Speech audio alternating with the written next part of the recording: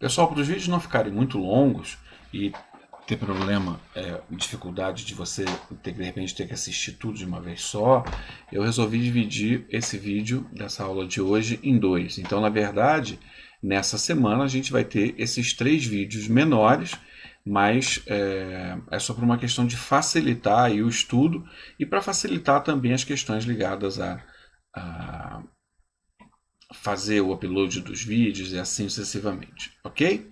Muito bem, então no vídeo passado a gente viu que cada uma dessas imunidades que a Constituição prevê, e sempre lembrando, pessoal, eu fico olhando para o lado de lá, porque eu tenho aqui a outra tela em que a Constituição está aberta e o roteiro também, o nosso roteiro também está aberto para que eu possa seguir, ok? Então, quando a gente olha para lá é porque eu estou ali lendo a Constituição, tá bom, pessoal? Então vamos lá. Vimos então que a imunidade chamada de recíproca entre os entes existe, a imunidade religiosa, a imunidade condicionada e a imunidade dos livros, jornais e periódicos é uma imunidade que a Constituição prevê. Primeiro ponto importante, existe 2 tipos de imunidade diferentes aqui. Primeiro, uma imunidade, subjetiva, tá? Ou seja, depende do sujeito, da pessoa, que é a imunidade recíproca entre os entes da federação, a imunidade com relação às religiões, tá? Então você vai ter as religiões aí de qualquer culto, não podendo ser tributadas, e você vai ter a última, que é a chamada imunidade condicionada, que é imposto sobre o patrimônio e a renda dos partidos políticos e também das associações educacionais e assistenciais que prestam um serviço para a comunidade, ok? Então, na verdade, o que a gente tem aqui é uma situação, deixa eu ajeitar um pouquinho aqui a câmera, é uma situação em que nós temos, por causa do sujeito, a pessoa, seja o ente da federação, seja a determinada religião ou o partido político e as associações que prestam o serviço, tá? Seja educacional ou assistencial. E por último, a gente tem uma isenção que é objetiva. Essa isenção objetiva nada mais é do que ela é voltada para o objeto, por isso objetiva. Objeto. Que objeto é esse? O livro, o jornal e os periódicos, ok? Visto essa diferençazinha, vamos falar agora um pouco da imunidade religiosa. Como nós falamos, a ideia é proteger a liberdade de culto e a livre manifestação religiosa que a Constituição brasileira consagra. Okay? O que a gente pode colocar aqui, nesse caso, é algumas dúvidas que às vezes aparecem. Imagina que a igreja ela tem um estacionamento e ali ela cobra, ok? Ela cobra ali a entrada do estacionamento. Ou ela tem uma pequena lojinha onde ela vende bíblias. Se for uma igreja católica, pode vender ali a imagem de algum santo, ou pode vender ali um adesivo para você botar no carro, alguma coisa assim. Bom, o que acontece é que, na verdade, essas atividades também são imunes. Tá? O STF já deixou muito claro que essas atividades também são imunes. Tá? Ou seja, basta que os valores que ali são arrecadados sejam revertidos para a atividade fim da igreja. Tá? É claro que se eu usar aquilo ali para uma outra coisa completamente diferente, né, aí eu acredito que seria possível cobrar o tributo. Mas se eu tenho ali um estacionamento e aquele estacionamento é utilizado para as ações da igreja, para fazer uma reforma na igreja, para comprar alguma coisa para a igreja, ou mesmo para sustentar as obras de caridade que a igreja ali promove, não há tributação. Tá? Então, não há necessidade da gente imaginar, então, que se há um estacionamento, se há uma venda, se há alguma coisa assim, o que acontece é que a gente tem a possibilidade de ter tributo. Isso não acontece. Tá? Então, se você tem uma lojinha ali na sua paróquia, na sua igreja, e aquela lojinha ali vende alguns itens ali que as pessoas costumam comprar, também não há tributação ali. Ok, pessoal? Então, na verdade, essa é uma dúvida que aparece muito. É claro que a gente imagina que aqueles recursos estão sendo utilizados para a finalidade da igreja e não desviados para uma outra coisa completamente diferente, que aí poderia configurar um desvio de função, ok? Então a gente está imaginando que você está utilizando aqueles recursos para a finalidade da igreja, ok? Quando a gente fala de imunidade condicionada, lembrando que a imunidade condicionada é uma imunidade que é ligada aos partidos políticos. Tá? Então a ideia é que a renda dos partidos políticos, a ideia é que os serviços dos partidos políticos, incluindo aí as fundações que esses partidos políticos possuam, não podem ser tributados. Eles não podem ser tributados. Ok? Então, mesmo quando você tem, por exemplo, imagina que um determinado partido político tem um prédio. E esse prédio, uma sala desse prédio é alugada para, sei lá, para um dentista, que não tem nada a ver com um partido político, perdão. Mesmo nesse caso,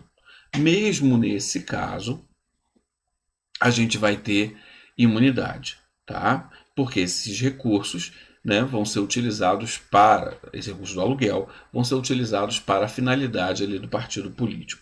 Então não haveria IPTU, por exemplo, sobre essa sala que está sendo alugada para um terceiro estranho.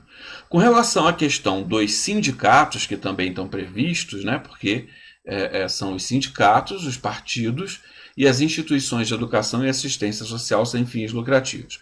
Com relação aos sindicatos, a mesma coisa, tá, pessoal? Isso é algo bastante importante, tá? A ideia aqui é proteger a liberdade dos partidos políticos e das pessoas que podem se associar a esses partidos políticos de qualquer sem maiores problemas, ou se associarem aos sindicatos. Então a ideia é proteger a livre associação, seja um sindicato, seja livre associação a uma entidade religiosa ou alguma religião que a pessoa preferir. Tá? E, de novo, o Estado não pode preferir nenhuma religião ou prejudicar, perseguir alguma religião. O Estado é laico e ele, na verdade, deve atuar de forma isonômica com todas as religiões. Então isso vale para todas as religiões. Independente de ser uma religião cristã, que a gente sabe que no Brasil as religiões cristãs são a maioria, independente de ser uma religião não cristã, por exemplo. Tá? Não se pode cobrar tributos. Mas voltando, a ideia da imunidade condicionada, né, você tem aquela imunidade que vai ser dada ao partido político e às suas fundações e à entidade sindical. É importante, pessoal, que a Constituição fale em entidade sindical dos trabalhadores, ok? A gente tem entidades sindicais dos patronais. Basicamente, a gente tem entidades sindicais dos trabalhadores da categoria profissional e uma entidade sindical dos patrões.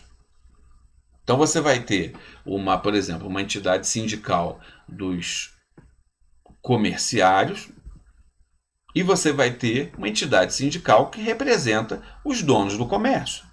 Você vai ter uma entidade sindical dos motoristas de ônibus, então você vai ter o sindicato dos motoristas de ônibus, e uma entidade sindical que representa os donos, que representa as empresas de ônibus, ok?